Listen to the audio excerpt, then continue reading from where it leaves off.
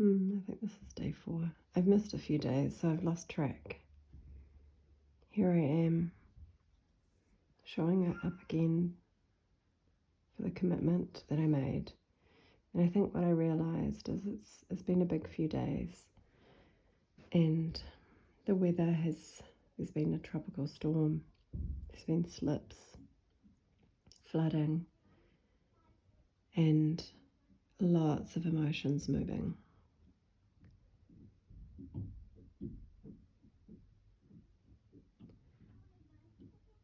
And there was just a part of me that felt like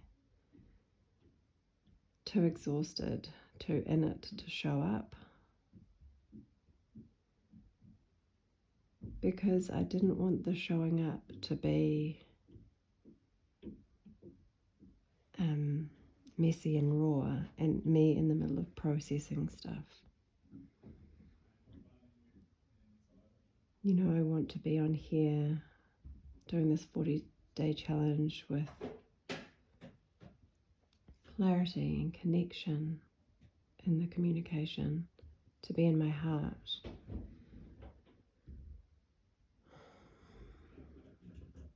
But then that's such a massive expectation to have on someone that is on the journey to embodying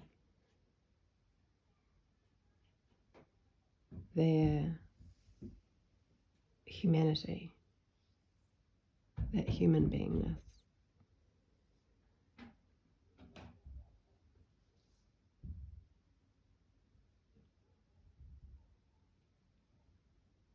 And I was on a call earlier learning about scripture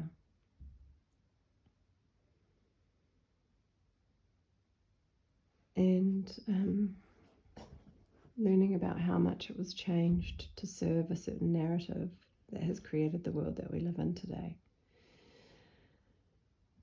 And it was just so raw and real. There was no performance in the sharing of this. There was a human being sharing all of her experience, even her unworthiness. And, you know, there's a kind of a humbling in the journey. Even, you know, we're all in this together and we're all one. And we can't always show up in our highest state. Otherwise, we wouldn't show up at all, right? We have this expectation of ourselves. I know that I do. So maybe I'll just speak for myself. I have this expectation of myself that when I show up online, I have to be this version of myself that isn't flawed, that isn't feeling it or going through the process. But at the moment, it feels like the process is just all of life. It feels that this purification that we've stepped into is just the way life is now. We've been denying ourselves our feelings and our emotions and trapping them in our bodies for so long. Now it's just all coming out all the time. You know, everyone is going through something on some day at some time. And sometimes it feels like it's never ending. You move from one thing that you're going through, one challenge, to the next. And you're holding on to this thread that it's happening for the greater good. And you're looking for the silver linings.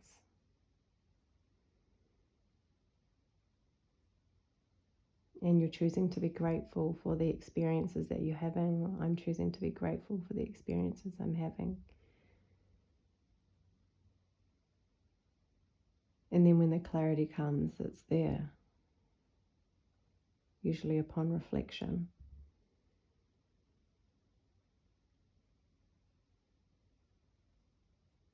But nothing's ever perfect. And the time of performance is over. It's not a this or that. It's not an us or them. I kind of remember I spent a long time in the kind of New Age spiritual community, and a lot of my friends had really big businesses, and I guess I later realised that they weren't really my friends. That's kind of irrelevant. That's a whole other thread in itself. However,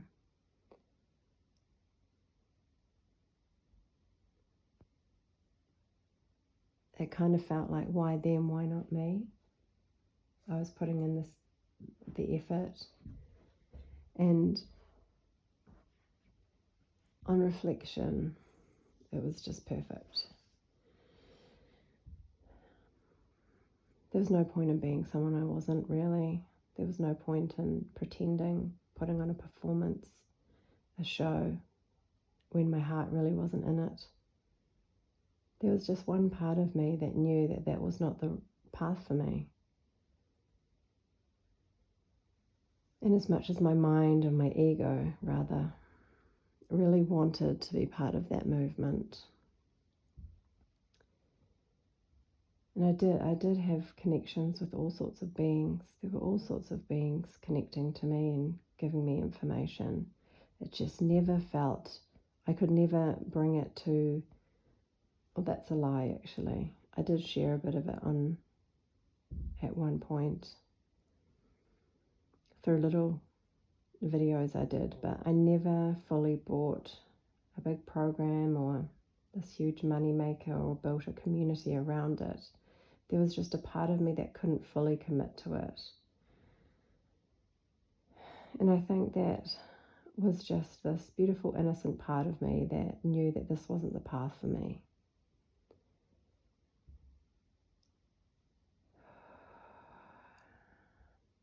And it feels very emotional to speak about that, because I wanted it so badly to be the path for me. I wanted so bad to fit in, for my existence to be validated by the community I was part of.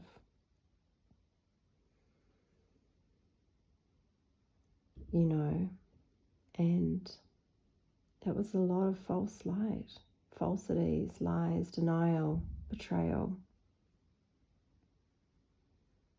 You know, feeding parts of me that were really hurt and wounded. I can't speak for others, and there are plenty of people still doing that stuff. There's a whole industry feeding off it.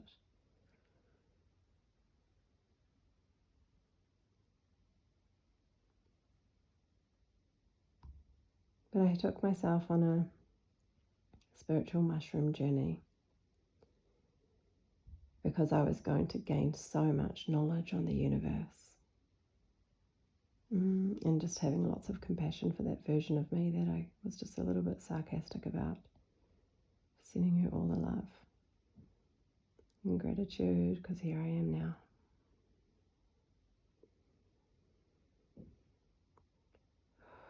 And it was the most painful experience ever, that journey. That journey brought me to an insane level of death.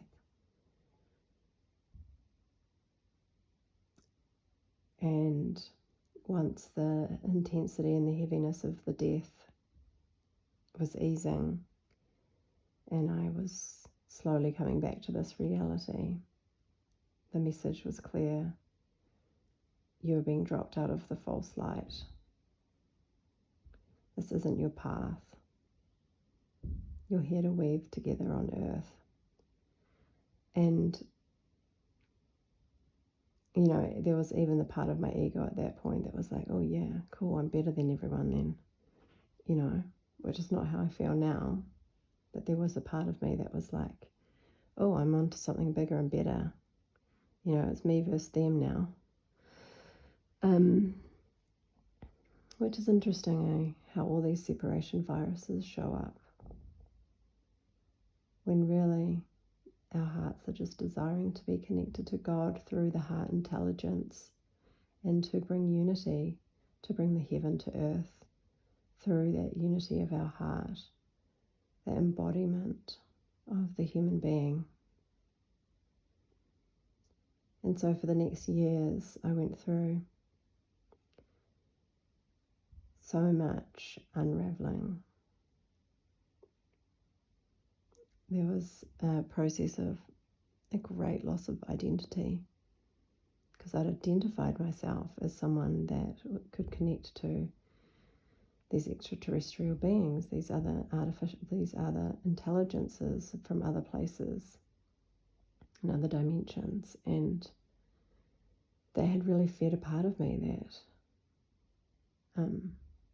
thrived on it.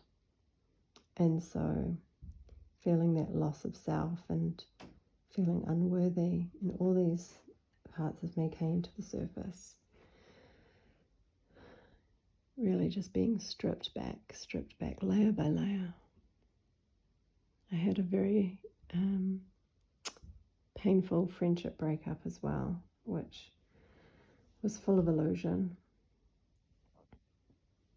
and denial and quite toxic in its presence in my life. But when I was in it, it was all consuming and simply wonderful. But again, not until you step out of these things do you see what you're creating or what two people are creating.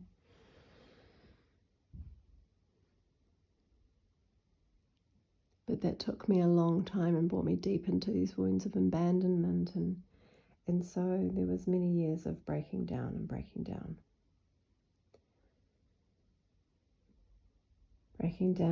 and stripping back and getting to the point where I'm like, well, I have nothing left. You know, almost denouncing all psychic abilities and all willingness to be a healer and to help and to support. I just kind of gave those parts of me up. And, you know, the innocence within me was like, there's something else here. There's a something else.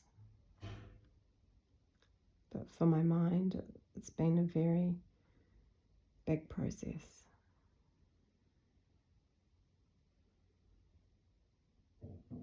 It's really beautiful, though, to be able to rebuild yourself and to feel your truth finally after those years of discernment training.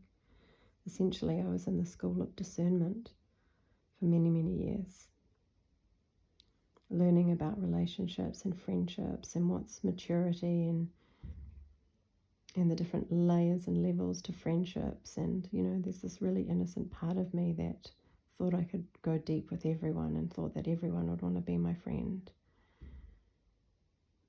But just understanding from a mature perspective or lens that that's not how it works.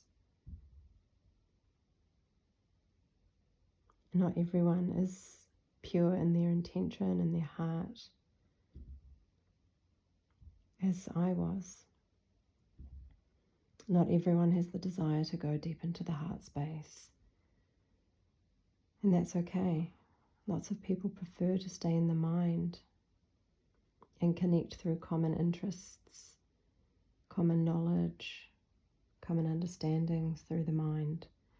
Not everyone has the capacity, want, need, or desire to go into the depths of the heart or to the intimacy that's possible through relating.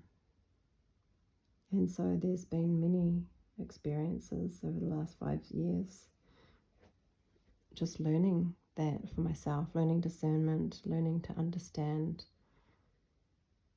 who I am in relationship, who I am for myself, coming back to myself, learning to love, to let love in, to let God in, to allow myself to grow a greater communication and connection with God, which is what we're all here for, ultimately. And it's the only truly way to heal, is to let God in. Otherwise we all reach these, some people call them glass ceilings. We just reach these places where we can't get any further